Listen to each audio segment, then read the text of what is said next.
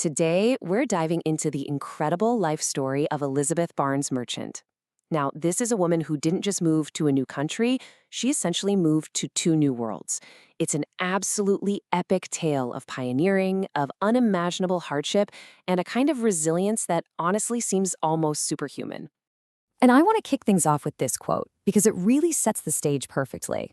You see, while faith is a huge part of Elizabeth's journey, at its heart, this is a story about the sheer, raw strength of one woman facing the impossible. It's a human story, first and foremost. So, who was this remarkable woman? Well, our story begins in a world that could not be more different from where her journey would ultimately end up. Okay, so Elizabeth was born in rural England way back in 1805. Her life takes this really dramatic, tragic turn when her mother dies.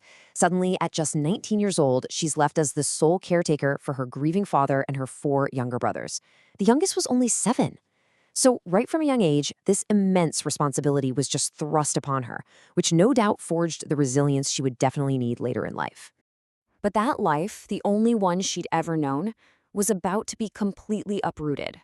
See, after his wife's death, Elizabeth's father was facing some economic uncertainty, and he made this monumental decision that would send his entire family to the literal other side of the planet. Her father worked as a shepherd on the Becket estate. So this map here, this was Elizabeth's entire world. You know, the rolling hills, the familiar villages of the English countryside. Now just try to imagine being told you have to leave all of that behind, knowing deep down you would probably never see it again. So in 1825, her father took a job as a shepherd for a brand new colonial company. The promise was a contract, housing, and rations. The price? A one-way ticket to a penal colony on a continent that most Europeans had never even seen. So the Barnes family packed up their lives and boarded a ship called the York, bound for Australia. Now, the journey itself, this was no simple trip.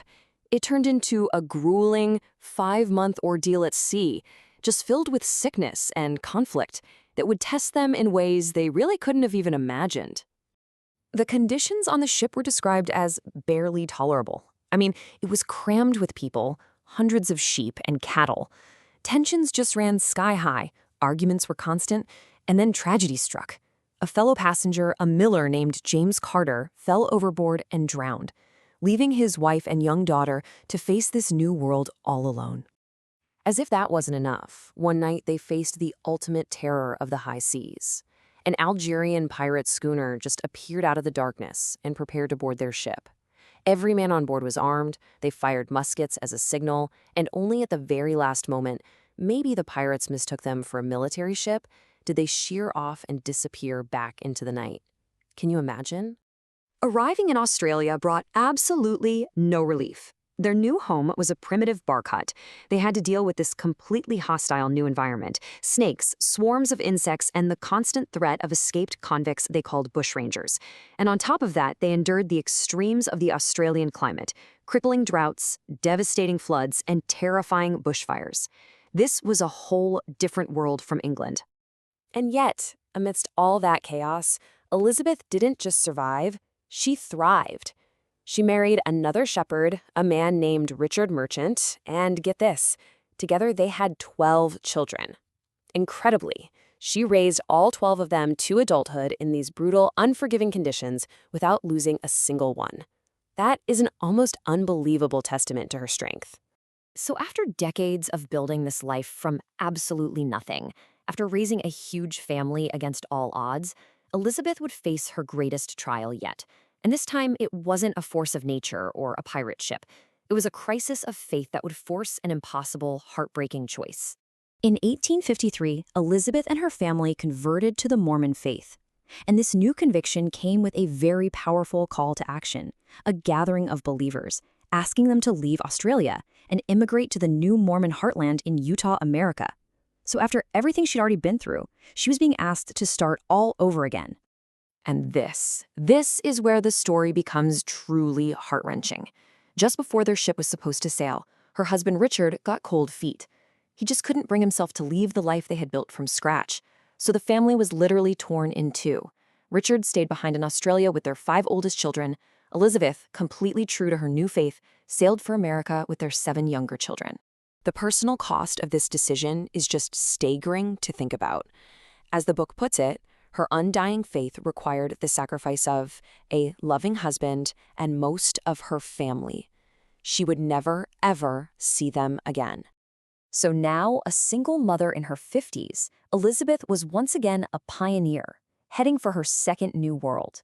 And this final journey to America would prove to be even more challenging than her first. The final leg of her odyssey was just immense. After another long voyage at sea, she landed in California, bought a wagon and horses, and in 1857, she joined a wagon train for the grueling overland trek to Utah. She finally settled in the town of Beaver nearly 2 years after she had left Australia. And the hardships were just relentless. The trek across the desert was brutal. She had to confront starving groups of Native Americans along the trail. And when she finally arrived in Utah, it was in the middle of a political rebellion and deep, deep snow. The conditions in this final home were in many ways colder and even harsher than anything she had ever faced in the Australian bush. For 58 years, Elizabeth's life was just a constant battle. A battle against the elements, against loss, and against the sheer difficulty of carving a life out of the wilderness on 2 separate continents. And here's the poignant end to her incredible story. Elizabeth died in Utah in 1863, only 8 months after her husband Richard. The man she had left half a world away passed away back in Australia. Some of their family members believe she died of a broken heart. Her descendant, who actually wrote the book this explainer is based on, sums it up perfectly. She says, Elizabeth's strength and courage can only be admired. It's a legacy that has been passed down through generations, on both sides of the world, in Australia and in America. And so, we're left with a really powerful question. Elizabeth's entire life was defined by her convictions. First, her conviction to her family, and then to her faith. She followed those convictions across oceans and across deserts, but the personal cost was just immense. It really makes you wonder, what is the true price of conviction?